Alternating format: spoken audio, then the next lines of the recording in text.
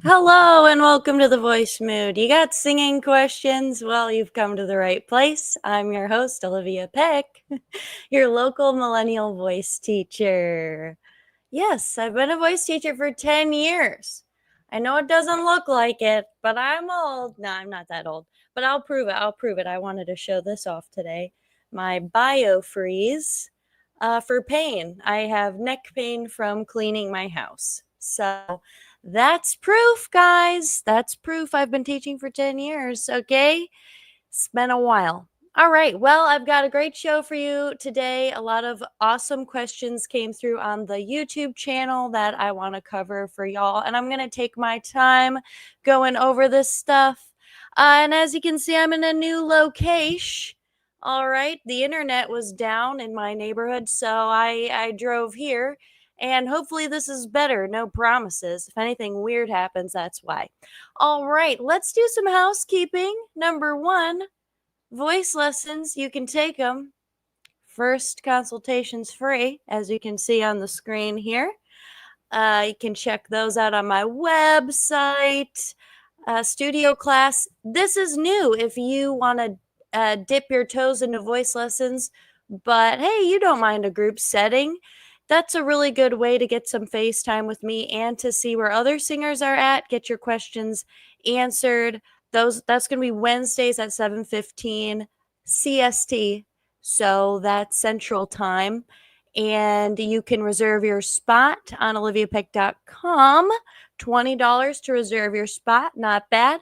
And then if you're looking for piano lessons, my friend Manon, she's French, teaches piano online, and I highly recommend her. So send her an email. She has openings, and she doesn't really have openings that often.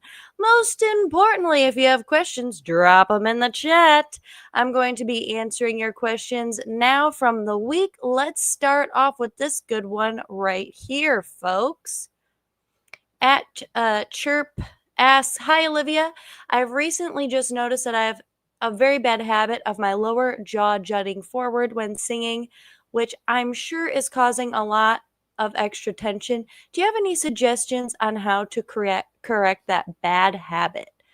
Wow, this is really funny actually, because another student brought up this exact same question in the past week, and honestly it is pretty common, but for someone to come to me with it specifically, it's really good. It shows people are really self-aware. So jaw tension is very common, and it is important to kind of deal with it because your jaw muscles are pretty big. They go all the way up here, and they are connected to all these muscles, which are connected to your vocal folds. So in a roundabout way, your jaw movements and your jaw tension is going to affect all these other muscles that are right there connected to your vocal folds. So what you want to do is make sure that jaw isn't jutting out. You're going to want, like, you see Ariana Grande, she does that a little bit. That's not exactly, the best example for us. We don't want our jaw to jut out. We don't want our jaw to be clenched, too tight. We don't want, something else weird going on. But those are the top two: jutting out or not opening up enough. Honestly, y'all, once I tell someone to really open their mouth more when they sing, they typically solve a lot of jaw issues. The trick is, though, a lot of people don't want to open their mouth that much when they sing. It makes them feel kind of weird. So let's say I'm singing, "I'm on the edge of glory, and I'm hanging on a moment with you." Okay, I'm not really opening my mouth that much, maybe like as much as when I talk. I really need to open up more than that. "I'm on the edge." Look how much I'm opening my mouth. I mean, I look like a puppet. "I'm on the edge of glory, and I'm hanging on a moment with you." It's actually hard to have jaw tension when I'm opening up like that. Now, if you're jutting out, the best way to deal with jutting jaw, I don't know if people say that, is to watch yourself in a mirror or to video yourself and try to catch it when it's happening and just try to not do that, right? Pretty straightforward? Okay. But I did have a teacher actually in college who had us all get a jaw massage. Yeah, a jaw massage. You can actually get a jaw massage, guys, and it might be helpful for you if you have the need for that. You can also give yourself a jaw massage. You can do jaw stretches. You can sing while moving your jaw side to side. You can sing in front of the mirror, as I said, and you can also sing while tilting your head side to side. I try to save that for a big bonus, but if you're able to sing with moving your head side to side, that's not just going to relieve tension in your neck or whatever. It's going to really relieve a lot of other tension, because if you can do this when you sing, it's a pretty good sign that you're not tensing up.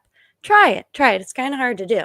All right. But another thing I mentioned was, moving your jaw like this while you sing, I'm on the edge of glory. If you're singing and you notice that you do not want to move your jaw and you're going like, I'm on the edge of glory, and you can't keep it moving, that's showing that instead of using that breath support, you're trying to use your jaw to reach those notes.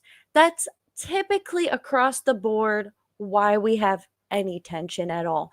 It's we're using our throat or a weird expression on our face, or we're tilting our head back to reach notes instead of relying on our technique and relying on our breath control. Not necessarily a giant breath, remember, but control. And everybody's different. Everyone controls their voice a little bit differently depending on the type of voice you have. So this is where voice lessons can come in handy. But if you have specific questions, drop them in the chat. I'd be happy to answer them. Okay, first question down. We have some great ones from the past couple of weeks. So I'm going to go to the next one here. Check it out. Okay, regarding pitch. When I record myself singing along with a song, I sound awful, but when I sing it from memory, I sound better. Not great, but better. But of course, my rhythm is all over the place, and I can't hold the pitch very well. I'm still usually sliding up to what I think the correct pitch is, and I'm just wavering around the pitch. Okay, lifetime of anxiety, told you were tone deaf, and that's not good. So what this singer seems to be suffering from is obviously, a lack of confidence, which comes from feeling like you don't have the skills or the natural ability, maybe thinking you're tone deaf, being told you're tone deaf. Also not feeling confident, like learning what you need to learn to have that confidence. Like, yeah, I know what I'm doing. I know how to sing a scale. I know how to do intervals. That type of language can really build that confidence that you need. So this is where working with someone or really putting yourself out there and getting honest feedback and help from someone can make a big difference. So a lot of people, they have really good voices. They just need a few tweaks and someone to tell them, hey, this is really what's missing. That's that missing puzzle piece, which it sounds like for this person, the missing puzzle piece, is really being confident about pitch. Okay. So where does confidence from pitch come from? Where does knowing pitch? One, it's being able to identify a pitch no matter what it's coming from. If it's coming from a piano, a voice, a low voice, a high voice. It's really being able to hear the pitch no matter what it is. So sometimes people get confused while they're singing because they start hearing the harmony, or they get confused because they start hearing the guitar in the background or the piano in the background, and it throws them off. So what is the pitch you're supposed to be singing? Listening to that melody, really being able to focus on that pitch and not getting distracted. Okay, sometimes when you're listening to a song, that can happen, and that makes sense why the song being off, this singer is able to just focus on themselves. That's why that happens. It's like when you're singing, you're multitasking, right? You're thinking about a lot of things. So that eliminates some stuff when you're singing by yourself. And then the rhythm. Yeah. So what I would say, y'all, is if you're trying to learn a song, get it up on YouTube, go to the settings, slow it down. Really focus on the pitch, the melody, nail it down.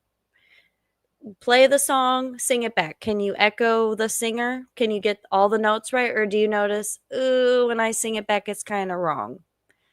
You can hear it most of the time. Most people can't. Anyway, that's how you deal with that.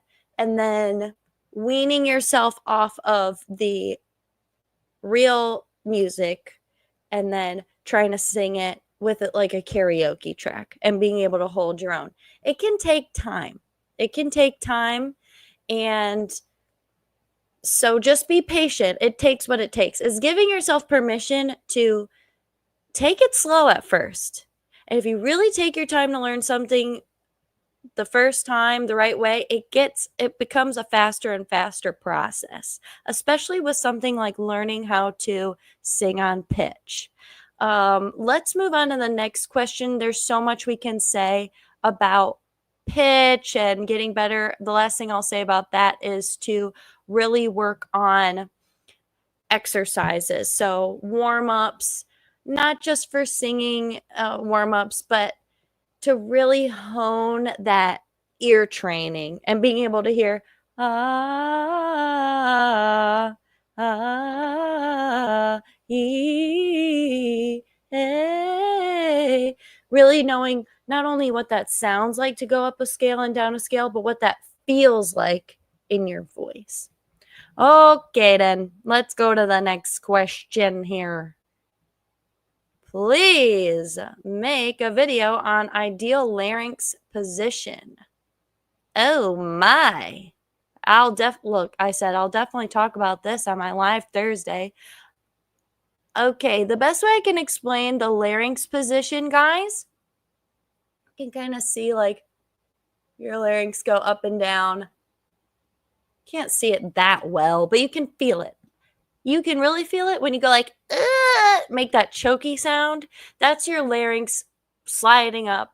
If you feel that choky feeling when you sing, or you can hear that like alien voice when you sing, or feels pinched, chances are your larynx is sliding up when you're trying to reach higher notes. Some people's larynx slide up even when they're trying to sing low notes. They just automatically have this raise larynx when they sing. That's pretty normal. Now, when we speak, our larynx should be, for most people, pretty relaxed. So, using your speaking voice as a baseline is really good. So, if you're singing the Star Spangled Banner, oh, say, can you, and you're raising your larynx, it sounds choked, feels choked. Speak it. Oh, say, can you see? Figure out what that sensation is, that relaxed sensation, that relaxed larynx. Oh, say, can you see? Can you reach those notes without bringing that larynx up? That's the trick. That's the trick. Does your larynx go up a little bit as you sing higher? Yeah, it does. It does. And sometimes, like, it has to. So I'm not saying push your larynx down. If I were pushing it down, that's what it would sound like.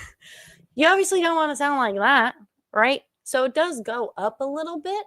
You just don't want it to be like choking you. Does that make sense? It depends on what you're singing, but generally you want it to be baseline, like kind of like your speaking voice. And then if you're singing certain styles, like more operatic styles, like, ooh, it might feel like it's lowering a little bit, but I don't want to speak in extremes here. It's just one of those things where you want to be aware of it. It feels choky. That's about as general. I want to stay general with that because some people, they overthink it. It causes a lot of problems. So if it's a serious issue with you, feel free to ask more specific questions or in the chat, or sign up for a lesson. All right, here we go. Hope that helps. Okay, Hi, please help. I have had doubts about mixed voice for ages. For me, it's a thick and powerful head voice that can be taken as a chest voice sometimes. Who knows little about singing? Is that it? Okay, this question, when I read it the first time, I had to read it a couple times. Basically, this person is asking, do people confuse a thick sounding head voice? So, like, oh, what's a song? Climb every mountain. That's head voice, but it's more thick, I guess. It's like pushed. Some people confuse that with mixed voice, which is like, yeah, climb every mountain. Could you hear the difference? Yeah, so people do confuse the two a lot, all the time. In fact, it's like one of the biggest things people confuse. They are different. So mixed voice is classified as a relaxed larynx, like a speaking voice that's, I guess, higher pitched. It's in this like twangy spot. So instead of maybe a slightly lower larynx, lifted soft palate, open sound, it's relaxed larynx, more wide, twangy sound. That's the difference. I just summed it up, but it is way easier said than done. Mixed voice is like the Bermuda Triangle of singing for a lot of people. This is the way I described it here. So it can make your sound fuller or having a similar effect to a powerful chest voice, which is the aim for mixed voice, right? That's the point. It's a way to have a healthy belt without straining. It's similar to head voice, but the breath pressure and placement of it is different. Okay, so breath pressure is different for mixed voice. That's another hallmark of mixed voice, not just the larynx thing, it's also the breath pressure. So in head voice, it's this a lot of breath to sustain it. With mixed voice, it's a smaller breath because it's a tinier sound. It's a microphone singing sound. Some people have louder mixed voice than others because they might have thicker folds or just like a bigger voice. But generally, the mix is not a super loud sound. Hope that helps. Lastly, let's see if I say anything else helpful in this response here. Oh, yeah. So there is overlap. That's the other thing about mixed voice and head voice. There's overlap. So if I'm doing climb every mountain, but I want a little bit of head voice in it, I can sort of blend the two. So climb every mountain. That would be me mixing head voice and mixed voice together. If I were just doing head voice, it would be climb every mountain. Okay? Do you guys hear the differences? So that's why it's kind of tricky. It's very nuanced. And took me a long time to kind of nail down my mixed voice, that's for sure. All right, moving on. La la la la la. Questione. Yes, and feel free to ask your questions in the chat.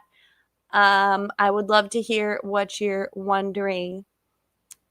And here's a question right here from Jack Fleming. Let's go to that. Jake Fleming. Sorry. Okay. Any advice, book recommendations for new voice teachers? Oh, yes, I do for sure. So I have the list on my website off the top of my head. I'm like not sure if I'll remember all of them, but the singing athlete, there's like this orange book. I pulled them up in some of my videos, but just go to my website, oliviapeck.com, go to like, I think it's shop, and then I have all my affiliates and stuff. And I put all the books that I use on there. So definitely check those out because they help me a lot. Like I'll flip through them, and they're more for contemporary singing, but the orange book, you'll see the orange book and the singing athlete book, they both do sort of both. They'll talk about contemporary and classical. So that's what's really helpful. Yeah, if I have any other fellow voice teachers in the chat, please let me know. And please join the Facebook group.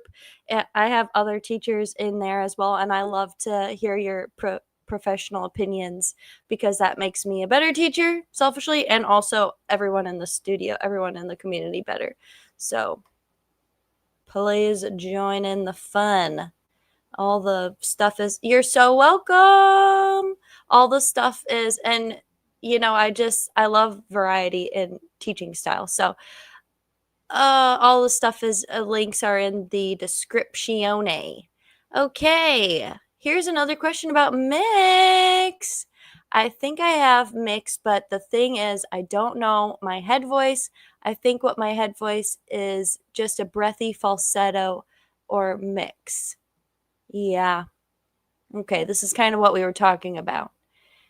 So I suggested, hey, let's talk about the breath. Let's think about the breath here. If you're running out of breath and it's feeling breathy, might be too much breath, okay? Try taking a huge breath, but not making a huge sound. I'm on the edge of glory. I mean, it's too much breath. And it didn't seem like I took a huge breath, but it was more than what I needed. Let me take a kind of small breath. I'm on the edge of glory. Okay, it's a lot clearer. It's less breath like pushing up against my vocal folds. And I really can't stress enough, if you're singing pop music and you're taking huge breaths and your voice doesn't need those huge breaths, it can actually do some harm. So you really want to, with mixed voice, be very careful and be gentle and figure out exactly how much breath you need. Start with your speaking voice. How much breath do you need for your speaking voice? Do you need a lot of breath to go, wow? No, that's all it is. That's all mixed voice is. It's that voice, and that doesn't take that much breath. Okay. Moving on to the next lovely question. Y'all ask your questions in the chat if you got them. Okay. Yes, smiling brings out bright vocals. Is there any music that doesn't benefit from a bright vocal? Are there any genres that just needs a good solid trout face? I thought that was funny. Okay. Yeah, dude. Okay. So I always say, smile on the cheeks, inner smile, you know, like you're looking across the room at someone and going, hey. That feeling you get back there, that little smile on the inside, that's good. That's good. And when we're singing, you can also do even more. So you can smile on the outside. You can hear in my voice when I'm smiling as to opposed to when I'm not smiling, just in when I'm talking. So it also applies to singing. So I'm going, oh, say, can you see by the dawn's people listening? Was I smiling, do you think? No, you can tell. Now let's try a smile. Oh, say, can you see by the dawn's a lot easier for vibrato. It naturally lifts the soft palate a little bit. Now let's say I'm just doing an inner smile. Oh, say, can you see? It's kind of like a mix of both. So and I just had a student today who said I watched this person live and it was like they were smiling the whole time on stage. Yes, it's kind of a trick. So I would say, long story short, smiling, either the inner smile or a big smile when you sing, is probably going to benefit you. Okay? It's going to benefit you for many styles. Now, if you listen to like Loifi, moved out to a new city, she might have a little bit of inner smile, but these vowels are longer. Same with Josh Groban. You raise me up. It's bright, a little bright. You know, it's got a little bit of that lift. Oh, you know, but he has a tall vowel, and that's true of like warming your tone. If you want to do like a, oh, I heard that you settled down. If you want to warm up your tone long, if you want to brighten your tone, wide. That might be a little reductive, but you know what? This is how we make progress. Just little tips here and there, and then we get nuance as we go. If you have any questions, y'all ask me in the chat ski. I'm going to keep moving on. Happy you're all here. And if you haven't met me, hi, I'm Olivia. I'm your local millennial voice teacher, and I make videos here on YouTube for you guys. And I also teach lessons. So it's all really fun. Join the party. Happy you all are here. Okay. Is this the last question? Oh my. Here we go. Here's another one. We have a similar voice, Kimmy Rocks says. Soft compared to a stronger voice. Yeah, I talk about light voices versus heavy voices. That's what Kimmy is talking about. I would like to learn some techniques to sound more rock, distorted. I know it's very hard for my voice type to learn that without hurting your voice, but I would love to sprinkle some distortion in the mix. Absolutely. So, same, girl. All right. So when y'all have a lighter voice, I would say mine's light medium. You can tell in my speaking voice I'm not super soft spoken, but I'm also not like someone with a booming voice. So if you have a lighter voice, it might be harder for you to find that gritty sound, a safe gritty sound, or that big sound that you want. I think that's what Kimmy is referring to here. And a little bit of that like grit, that distortion can be hard to pin down because what it sounds like when you hear like Teddy Swims, this huge voice, he's just naturally belting it out and it seems pretty easy for him. So if you have a lighter voice, I would first, number one, start with finding your mixed voice and your head voice. So your head voice, you can sing throughout your range. If you're thinking of Lady Gaga, she utilizes her head voice. Freddie Mercury uses his head voice. It's a great thing to use, and Chappell Roan, in rock music because it's used quite a bit. If you're thinking like, I heard you wanted me to stay, it gives you that sustainability to use the head voice, but then flip into mix. God, what have you done? That's mixed voice. So if you can find your mixed voice, that sounded really loud maybe to you. It sounded really like full, but it's really actually more about the ping. Ah, in head voice, I would be, hear the difference? So the ping is important to that rock sound that we want. It's more about the vocal quality than volume. So if you have a lighter voice, it's about finding that pingy quality. And then once you find your mix, I'm on the edge, got it. Now I want it more full. Put a little nasal in there. I'm on the edge of glory. You can use your nasality to punch up that a little bit. And using the nasality can also help with adding a little bit of grit sometimes, like on those higher notes. I'm on the edge of glory. I don't know why, but it's easier to find grit with that nasality up there. Anyway, all right, we got a question.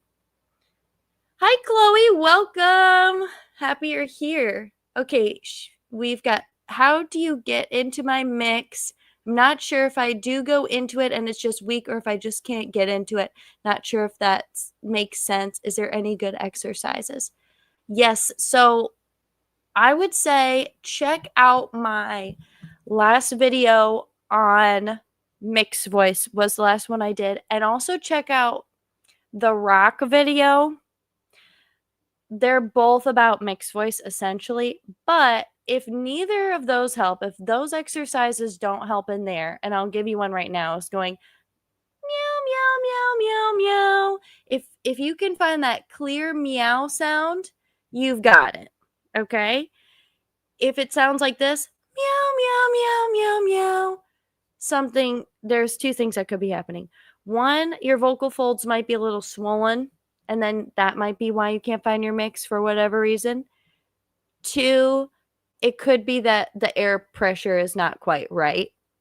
And actually, three, it could be, you need to widen a little bit. Meow, meow, meow, meow, meow. If you're going meow, meow, meow, meow, meow, it's a lot harder for me to find my mix if my face is meow, meow. meow, meow. Hear the difference? So it could be any number of those things for finding your mix. Just remember, mixed voice, head voice are very different. So head voice sensation is, oh, lifting my soft palate. Mixed voice feels very similar to talking. It feels like the same, actually. It actually feels easier than talking, because with talking, we might like talk in our low voice. Mixed voice is this easy, free feeling. It's that like whiny sound, cry sound, baby cry. Wah! Babies, they're in mixed voice. Don't you wish you were a baby sometime just so you can figure out what they're doing to do the mixed voice? What am I saying? Okay, Callie has a question. Thank you for your question, Chloe, and let us know how it goes. Callie, hello. Do you engage, tighten your abs to produce vibrato, or are you not doing anything differently physically and vibrato is coming out naturally? Are you doing something physically is what I want to know. Good question, Callie. So, hi. So, when you are doing vibrato, yes, you want to have a good little breath flow going. So, breath, what are we talking about? The breath goes in, a silent breath, nothing's tightening. Okay, we want it to be a silent breath. Breath goes in, normal breath, nothing weird. And then as we're singing, I heard, the belly button is kind of like pulling in towards the spine. So it's like a little gentle pressure on the belly button, or I guess abs, your core. All these muscles down here, they slowly go in as you sing. It's gentle. That's what I describe as like a healthy breath control. Now, this part up here is important too. So that's that like inner smile thing, lifting the soft palate, that helps that vibrato come out naturally. Having a more open tone. So if you're going like, I heard that if you're pushing, that vibrato is probably not going to come out. But if you sing a little lighter, I heard, and you're doing all those things, your breath is engaged, it's slowly pulling in, you have a little bit of a lift, I heard, and you keep the breath flowing down here, it should vibrate those folds in a way that your vibrato naturally comes out. But if it's pushed too much, or if you're trying to control it too much, or the volume is too loud, it might not naturally pop out. When it does pop out, Callie, just notice and go, what did I do? What did I do to make that happen? For some people, it's a little more natural than others. So don't be too hard on yourself, guys, with vibrato, because it's one of those things that even to this day, it's a mystery to us, even experts. You know what I mean? Because it's a little confusing. Because I don't want to say, oh, there's a fly in here. I don't want to say it's completely not manufactured by us, because you can hear people pushing it a little bit. Like if I go, I heard, I can kind of control it a little bit. So that shows that there is a little bit of control somewhere. It's not all just it's open and it naturally comes out. Does that make sense? I don't want to confuse anyone. I just want to be transparent that yes, it does pop out, but you can also like learn how to finesse it a little bit. Let's see. What personally do I do? Personally, that's what I do. I keep it lifted, like my soft palate lifted a little bit, and I make sure I'm not singing too harshly, too intensely. I heard, and I just keep the breath engaged. Like if I don't use any breath at all, I heard, I really can't make much vibrato at all. So the breath does have to be vibrating your vocal cords, and it's just you can't push. You just can't push with these muscles. And you can tell when you're pushing. You can feel it. So it's like this open feeling. I hope that helps. It's funny because another student asked me that this week as well. And it's a little hard to explain because it doesn't feel like anything. And it's a natural phenomenon when your vocal folds are together, just like like a balloon. You've got the balloon and you let the air out and it flaps around naturally. It's the same idea. It's like it happens naturally when air is going through your vocal folds. So it's kind of hard to explain the feeling of it. It doesn't really feel like anything. I'm not doing anything super crazy. All right. So I think that was all of our pre-planned questions. And if you guys have any other questions, go ahead and drop them in the chat ski. You've had some really good ones, y'all. And I've really loved your questions. Normally I do these on this live on Thursdays, but this week I had sort of a crazy thing happen. I don't know if you all tried to use Spotify and stuff. There's been a bunch of outages. My internet was down. I don't know if it's related to the Spotify outage. I don't know, but yeah. Yeah. So there was an outage in my neighborhood. That's why I'm in a different place today. And so I moved my live to Fridays, but normally you all can catch me on Thursdays at 8 p.m. Central Standard Time. I'm almost every week. And if you guys want like more of a group class, I am starting this new thing this summer where I have a group class on Wednesdays via Google Meet. And you can check that out on my website, oliviapeck.com.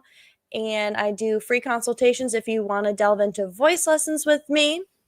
So that is something to be aware of. And my friend teaches piano lessons and she's fantastic. So I told her, hey, I'm going to tell everybody about this on the live because she's a really good teacher and she weirdly has room in her schedule. She doesn't have that many spaces. So jump on that if you want piano lessons.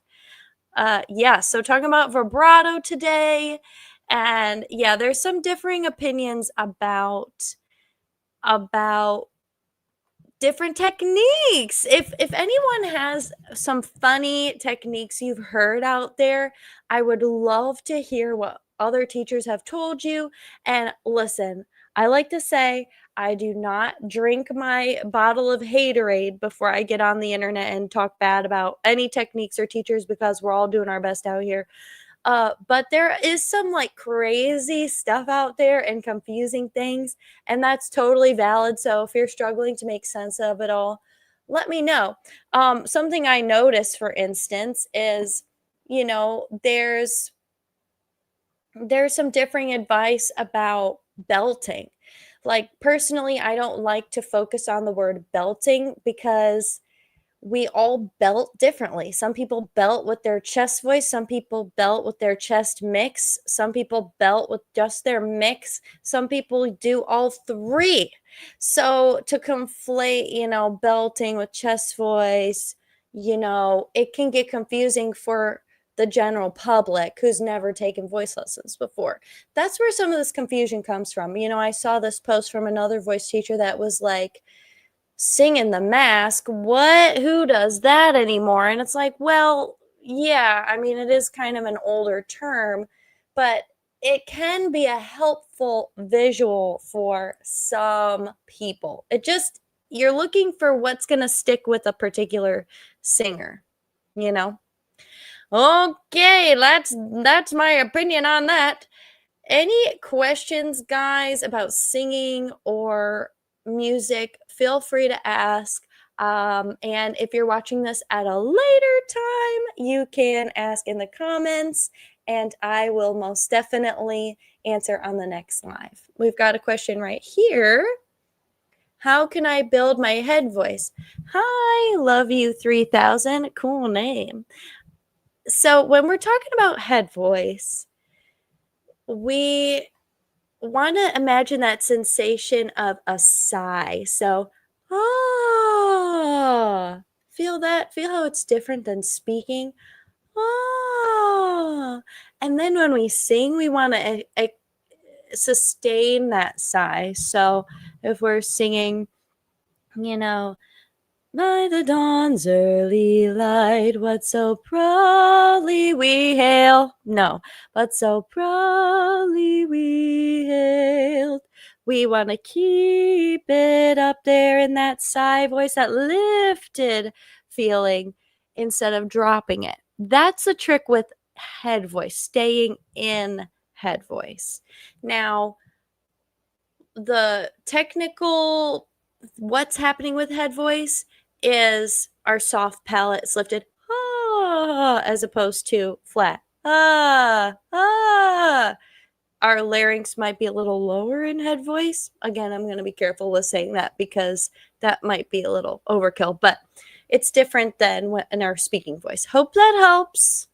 But vowels like ooh and ah and oh, those vowels typically help people find their head voice.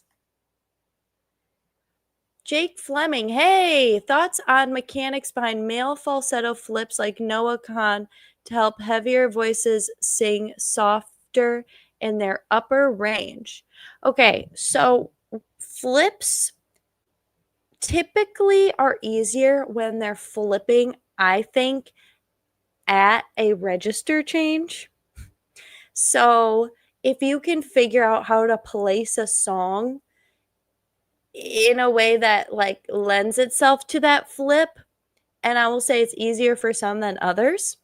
So flip. So I was thinking vocal flips like the chaperone, like when she goes, I'm not very good at it, but that kind of flip. But I think what you're saying is like how to just flip into falsetto, I think is what you're asking.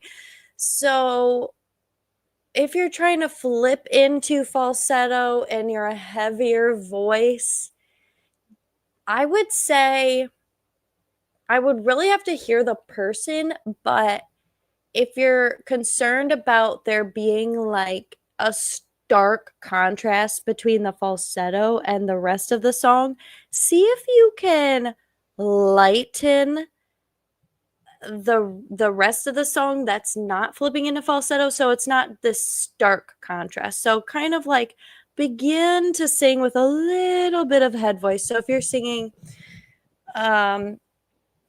you gotta let her go, and that heavier voice is going, you gotta let her go, la, da, da, da.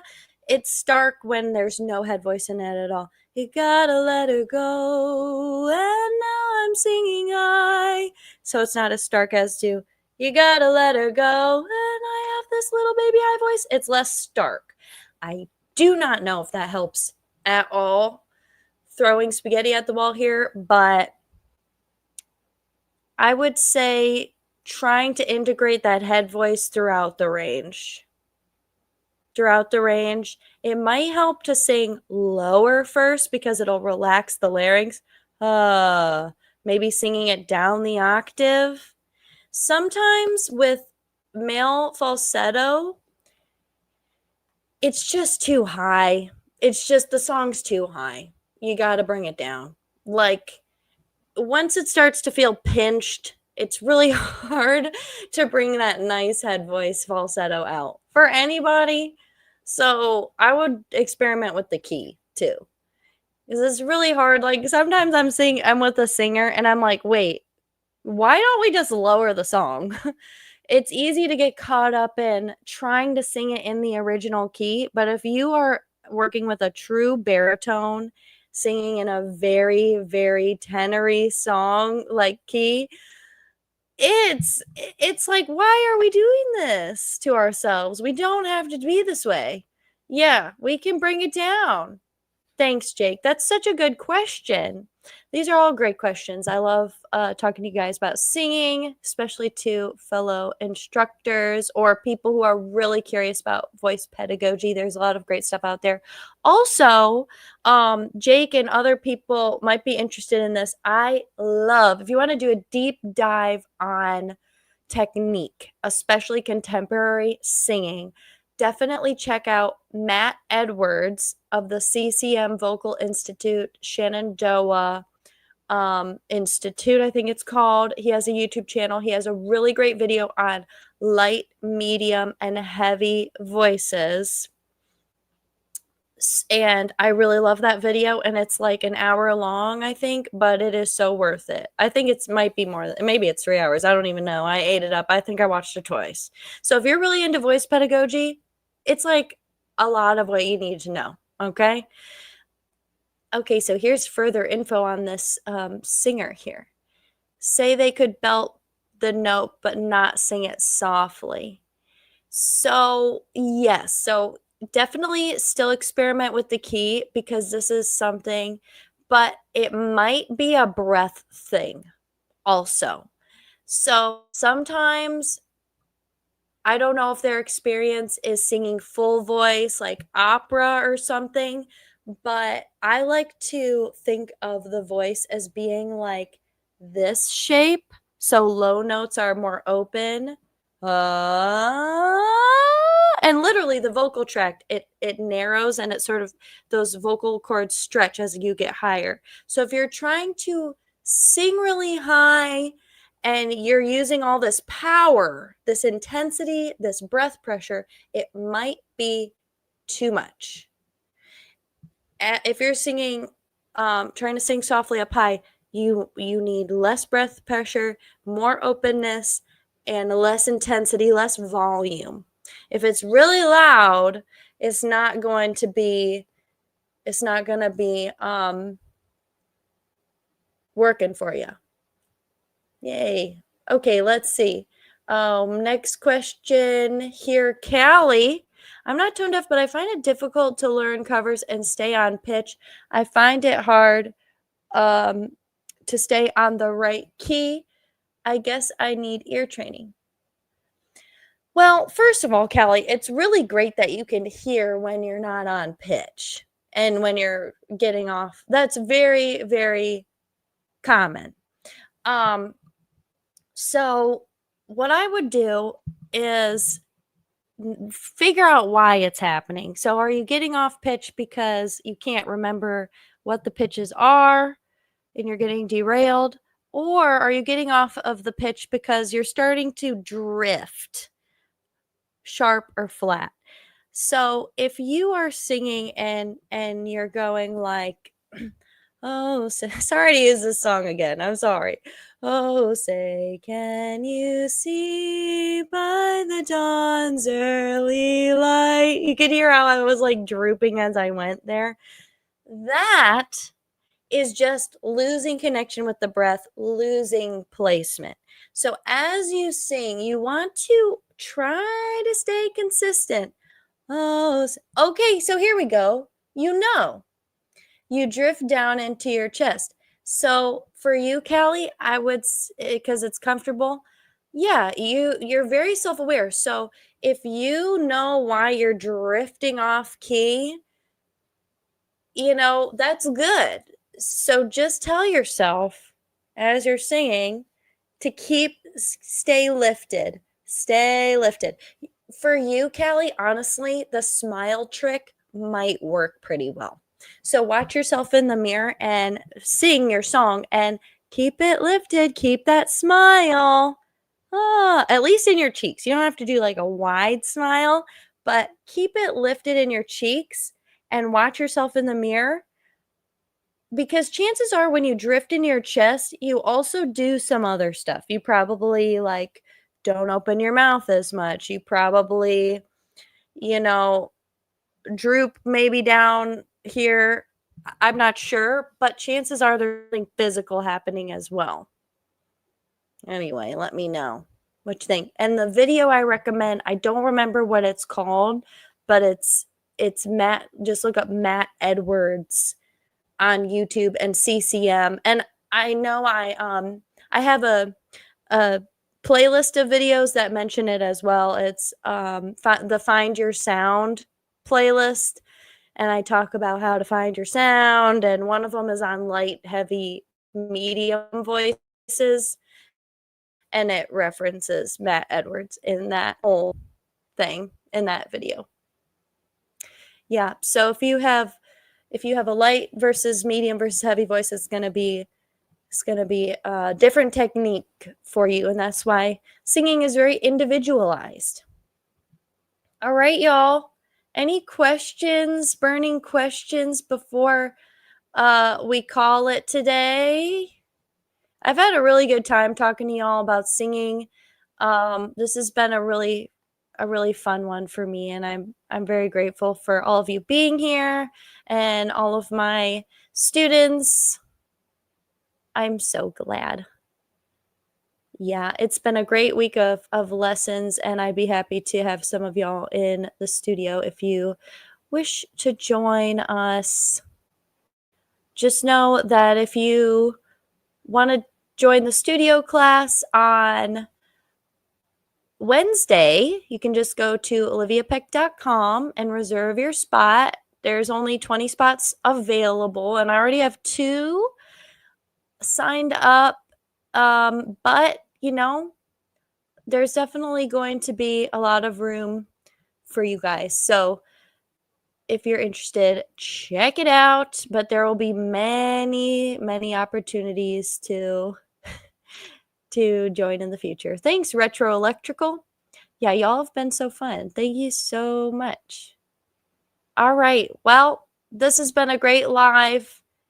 And if you have any questions, if you're watching this at a later time, then feel free to leave your questions in the comments. I jump on almost every Thursday, and if there's an internet outage, then stay tuned. I always post about my lives in the post section, so subscribe to stay updated on when I go live, because I go live almost every week here on Thursdays usually. And if you join the Facebook group, that's really fun.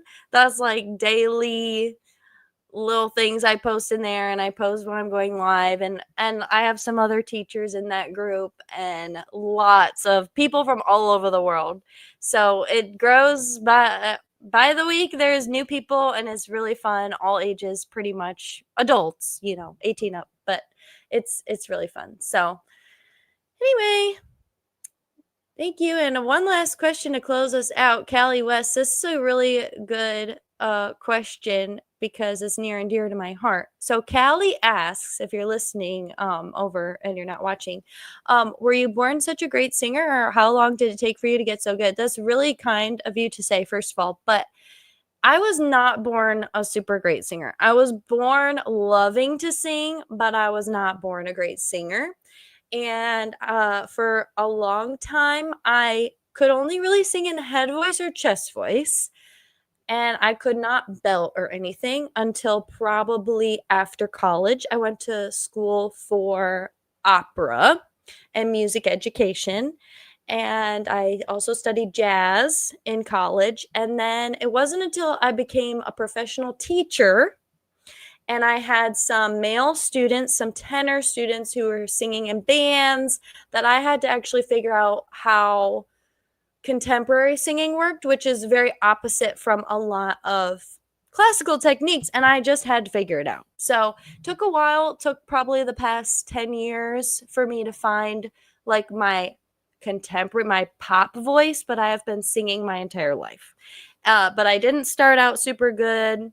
I actually auditioned in college for this program. I did not get every audition I went out for by any means. It's been a struggle. I definitely struggled a lot, and I think that's why I'm a teacher. I just want to help y'all out, want to help people, because for me it did not come naturally, and I would get very frustrated with all the I would deal with laryngitis. I would lose my voice really easily. Anyway, which, if that's the case for you, if you all have struggled with laryngitis or losing your voice, first of all, get scoped, make sure it's not a medical issue. But if you notice from dryness, I have the neti pot or sinus rinse on my website. My website has things that I recommend for keeping your voice healthy, which help me. I have a very sensitive voice, and so Definitely recommend that. Or move to the south. It's very humid down here. It's great for La Voce. So if you're living in Michigan or Nevada or somewhere really dry, I feel ya, because I'm from Michigan originally. It's very dry. It's hard on the voice.